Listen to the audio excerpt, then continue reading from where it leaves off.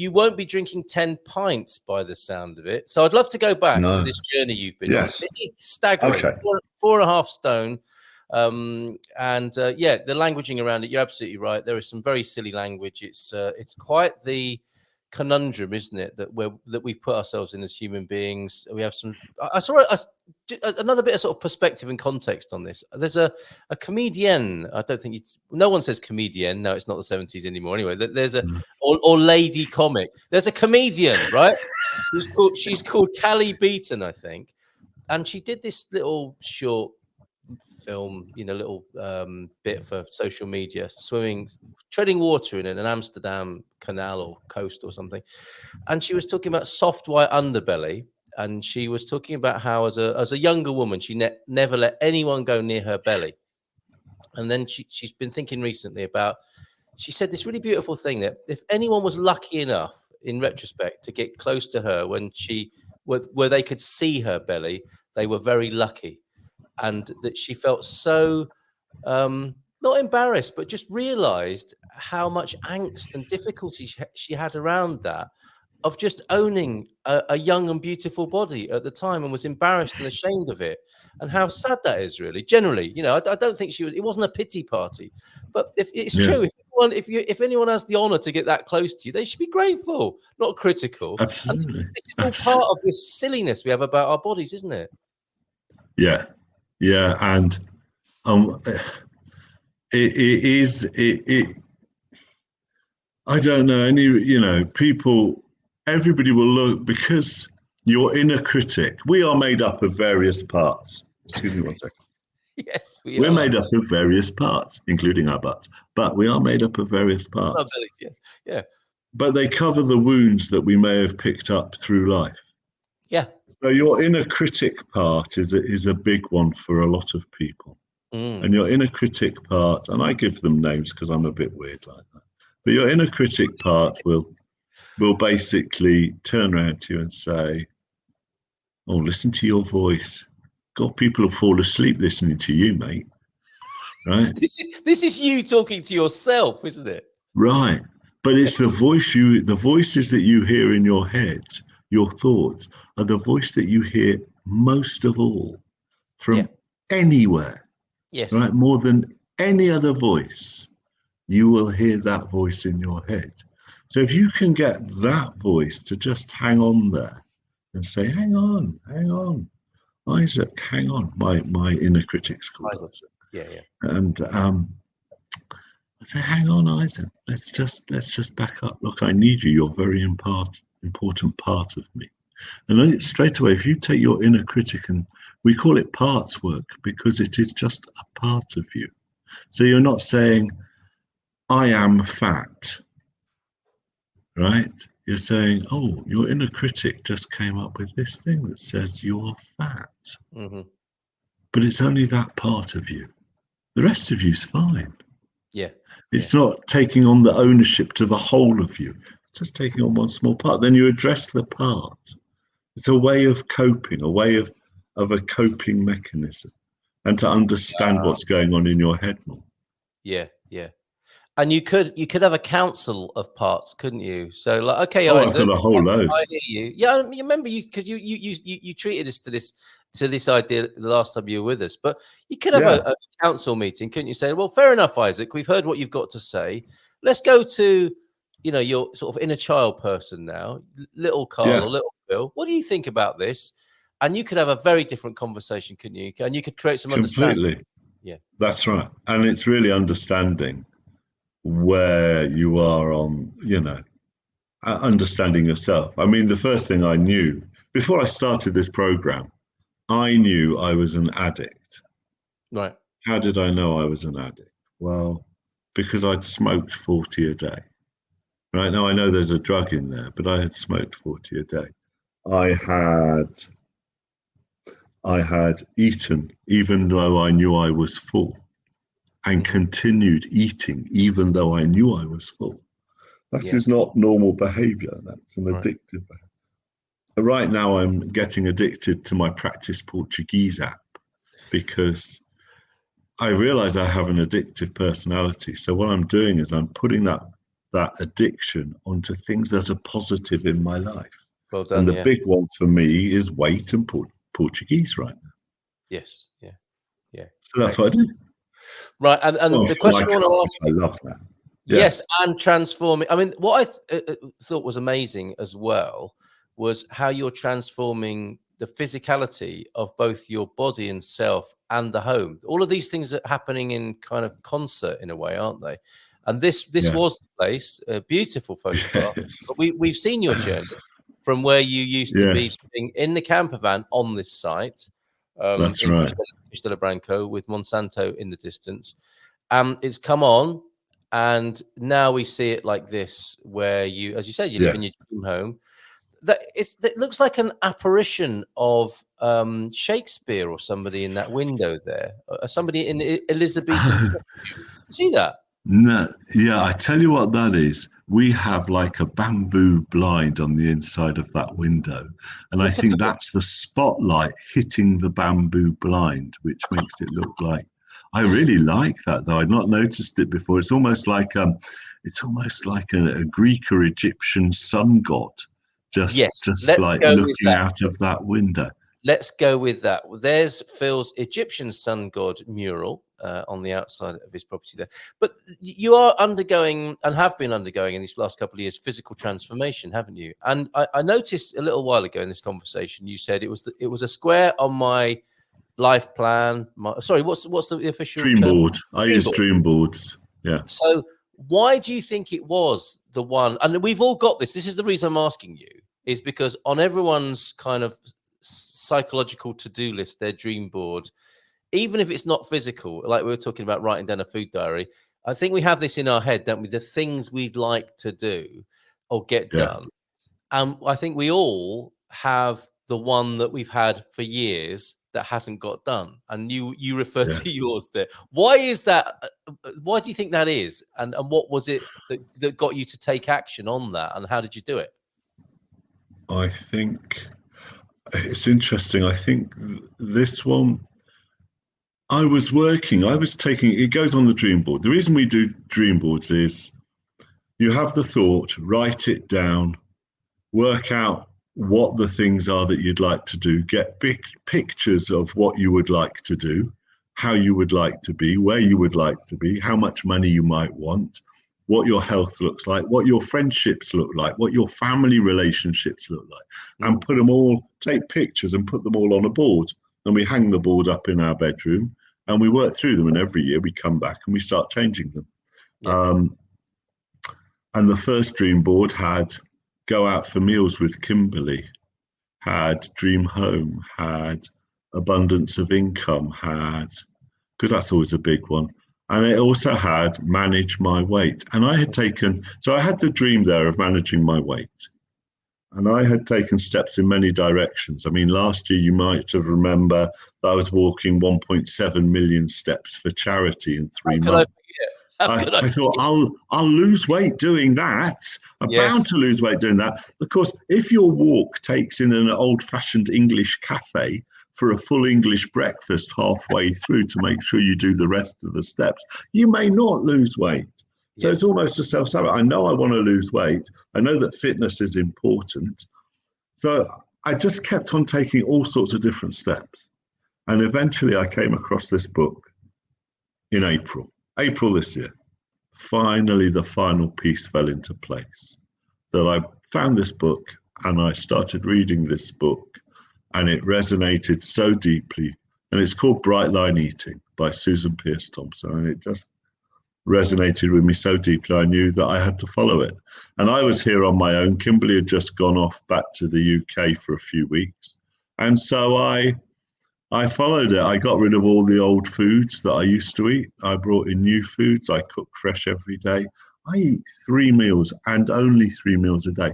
But these meals are big. So for breakfast today, just now, I had, whilst you were not, when I wasn't on it, I had an ounce of oats, and we still work in ounce. You can work out the grams.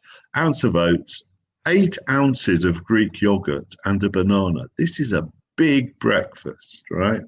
Lunch today will be 3 egg omelette with 6 ounces of peppers and onions in it. Get on. Supper will be 6 ounces of steak mixed with 14 ounces of mixed vegetables, olive oil, and an apple. These are good meals. I feel That sounds all right, doesn't it? It's what sounds you see. fine. Do you remember the phrase "a health farm"? That was a thing, wasn't it? In the Yeah. 70s and 80s. Yeah. It But the sounds health farm, it was a pea on a plate, wasn't it? You try and it cut it in was. half. If people were saying like, "I'd never go somewhere like that," you get a pea for lunch and maybe a carrot for dinner. But that sounds like a proper organic health farm that you're serving yourself there. That's amazing. So you're not depriving yourself, are you? Not in the slightest. Yeah. And this is the thing people say, you know, oh, the best comment I have had, my favorite, and it's happened 3 times, interestingly, is, oh, so you've given up flour and sugar? Yes.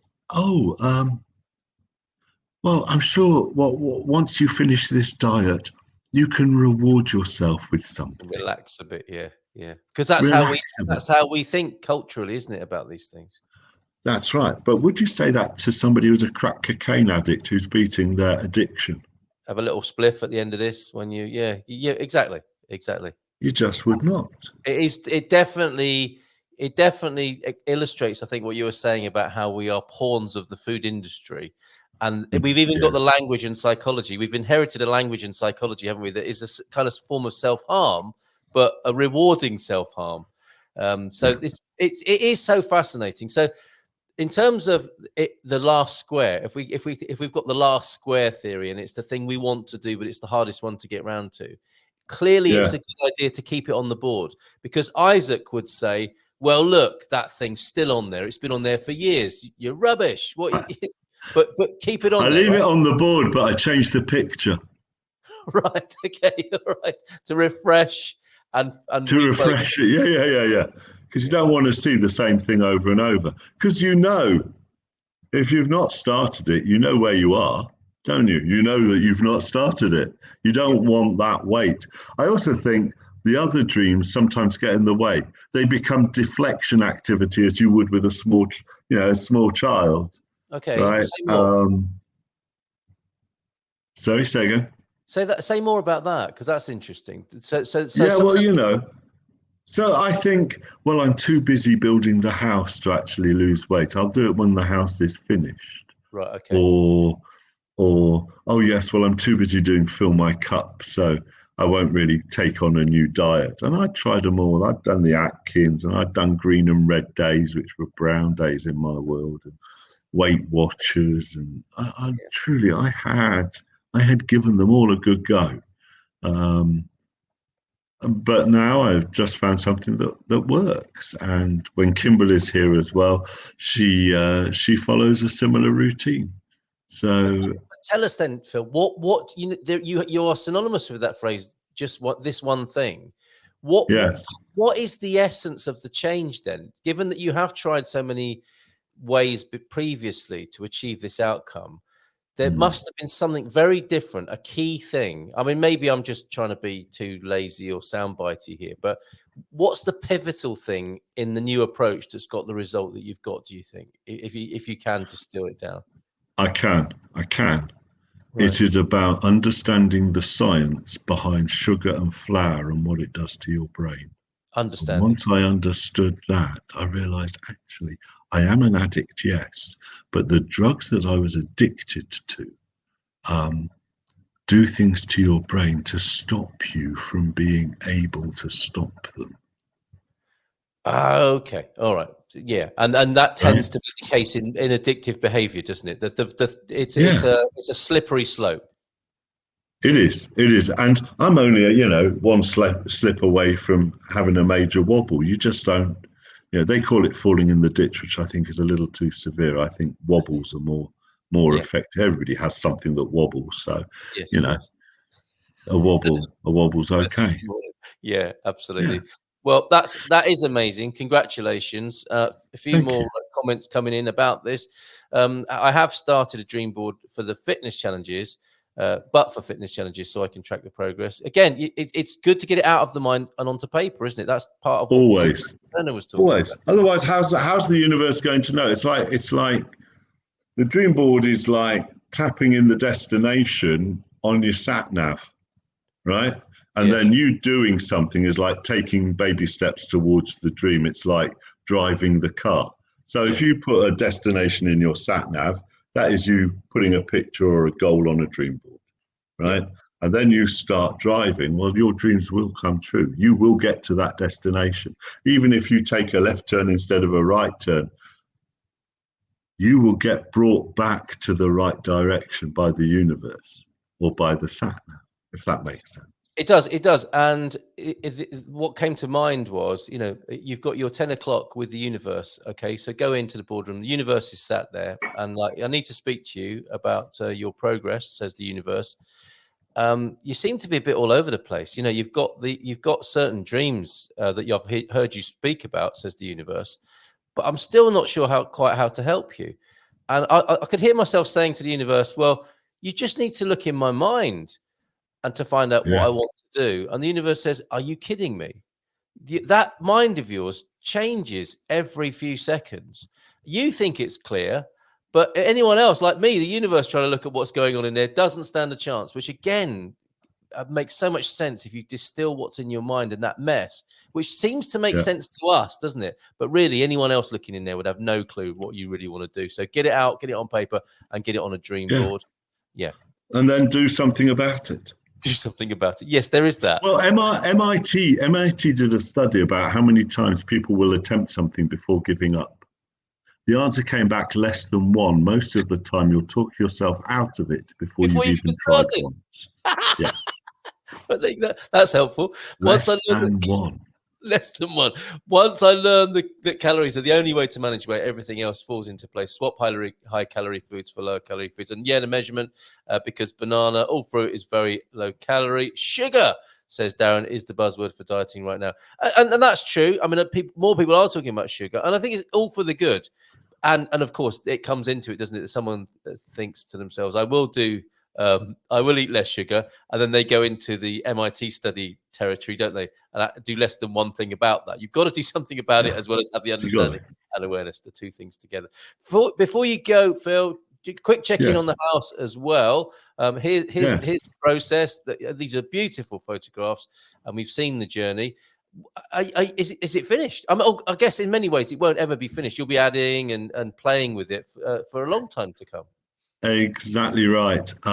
It is more than livable now. So we have 2 bedrooms that are now floors and windows and beds, and Stuff like that. so people can come and stay, which is lovely. The kitchen is pretty much done. There are always going to be things that we want to do. We built a big storage area, which I'm currently building a shoe rack in, actually, and just gonna live in it for a bit and see what we want to do next. We will have some more collection ability, which we will work on, because water is so crucial. I mean, I know I've got 23,000 litres left in well number 1, and I know because I measure it every week. I measure the depth of well 1 every week. Well, Well you 1 do math. supplies my house. If Right. well 1 runs out, guess what? Ooh, it's a trouble. But Hydrate. the Yes. the good news is we have a water tank and it's taking water off our shelter roof. So that will filter 5,000 without taking any water from the well. And we will have water in other areas also. So Very that we good. can always tap in. We don't have a water mine here. We haven't done a borehole. I don't Right. want to change things that much. Right now we have water. It will see us through in the house if we're sensible about it. But I tell you what, when you live with a finite amount of water instead of just turning on a tap like you think you've got as much as you want, Yes. you look at it differently. Yeah. Yeah, for you sure. you realize how precious it is. Yes, absolutely, and then do something about it. As again, Correct. understanding, articulating what it is you want to do, and then taking action seems to be the takeaway today. Quite Yeah. incredible. I've got a late question in from Bob. Actually, before we go there, what also connects up from the conversation we've been having today is and I don't mean this in a bad way, but it seems you have a childlike approach. You're living in a Wendy house, aren't you? You have got your own adult-sized Wendy house, and you've played with the site, haven't you? And it's a work in progress for you. You're playing Yeah. house. It's lovely to see. That's the spirit I get from it. Well, it's a dream, isn't it? And it's the journey. Of all of these things, it's not the reaching the destination. Yeah, It's the the process. journey. It's enjoying the journey and the process that you're doing. I see this question. It's a very interesting question. I can answer it very, very easily. Okay, this one first then, because this kind of sets it up. If you eat healthy, low-fat foods, there is no limit. I mean, I suspect you'd agree with that. I think yes and no. I think a certain amount of fat is good for you. It's a question of what sort of fat you are eating. Okay. The balance in the food plan that I use works for me. I'm not saying it is right for everybody. Right, that's important as well, isn't it? Find what works for you, as in not scientifically works for you, but not only what works scientifically for you, but what you can make work. Because it might work on paper, but if you can't make it work, if you can't stick to it, that's not working, is it? So it's not working at all. No, right. correct. So sugars in fruits then, because this comes up, doesn't it, when people, there's always a pattern with these things, isn't there? Someone says, well, you should do this. Yeah, you should do this, but you got to bear in mind that when you do that, you got to do this as well. This is what comes up with the sugar conversation, and people will say, well, I'm not eating refined sugars. Yeah, but fruit sugars count as well. Break that down for us, if you will, Phil. The sugar that's in fruit is fine. Let me explain why. If you eat an orange, you eat an orange, you're eating all of the orange except for the outside skin. Yes, there is sugar in that orange, but there's also fiber in that orange. Yeah. Right. So you're eating sugar and fiber. If you eat orange juice, if you drink orange juice, you are drinking the juice from 5 concentrated oranges. Do you think you could eat 5 oranges one after the other? No. Probably that not. Sounds horrible put like that, doesn't it? Probably not. So what I'm saying is there is sugar in fruit. Also, the sugar in your fruit is not refined. It's the refining that creates the addiction. The refining of flour, the refining of sugar. Yes. Right? Sugar is sugar cane. Chew on it as much as you like. I mean, people look on sugar like the coca leaf, right? Yes. If you're up in the Andes, you might chew on a coca leaf, and it's not gonna harm you. Not going to make you addicted, not going to do any of those things. But you start refining coca leaves, okay. Now, different story. You're supercharging it. And the body's not made for that. It's just not made for it. So the sugar that you're finding in a lot of the chocolate and the other stuff, and if you look at the ingredients on most things, weird stuff. Look at the jars in your kitchen and see how high. Why? Sugar is always high. Why? Because people in the taste test, people wanted it a little bit sweeter. So what did they do? They add sweetener, or they add sugar, or they add another word for sugar. This is what they do. And then a bit because more. They want to sell their product. They want to sell their product. In case you didn't know, you are a customer. They want you back. Yeah. That's right. Oh my God, that was so good. I'm going to go and buy another one. Except this time. Well, I heard an interesting theory yesterday. Just yesterday, somebody said, a good friend said to me, she said, I think they made the bars of chocolate, like Snickers and Mars bars, I think they made them smaller so that everybody would go and buy the king size. Very interesting. Because the hit they got off the smaller one was not enough. Yeah. And then you're conditioned, aren't you, to just go large? Yeah. And that and we are, aren't we? We are. Look how much food if you finish eating in a restaurant, look how much food you have left on your plate. Probably, the portions are massive now. Portions are massive. And that's crept up, and it's a cultural thing, isn't it? Morning to you, Deagle. Thank you, Darren. Thank you, T-Duck. Yeah, exactly. Naturally occurring fats good. Nothing is more processed than oil. All the minerals, vitamins, and fiber have been removed, just leaving the pure fat. We'll talk about this again, I'm sure. It's been great to talk to you again. Always lovely to see you, Carl. Yeah, and thanks. Lovely to see the whole community. Thank you. Yes, love to Lady K and to Joey, of course, and all in your district. One quick event for you. You might want to go to this sacred music concert this is a bit further over this way. You got to drive west for this, I think. But that's Sunday night, a concert of sacred music, followed by a free. See, This is food psychology. They're trying to lure you in with a free vegetarian buffet right there. It's what we do, isn't it, in our food-based culture or our food-addicted Well, culture. anybody who's out in the Far East this weekend What you got? of Portugal, Proença Revelia has their festa, and there's all sorts of musical events going on during this weekend. Proença Nova, that's the place to go in the East. Take care, Phil. All the best, and bye for now. Thank you so much. Ciao. Right, and Fill My Cup. Don't forget that. If you want to subscribe, you get a 2-week free trial on that. FillMyCup.com.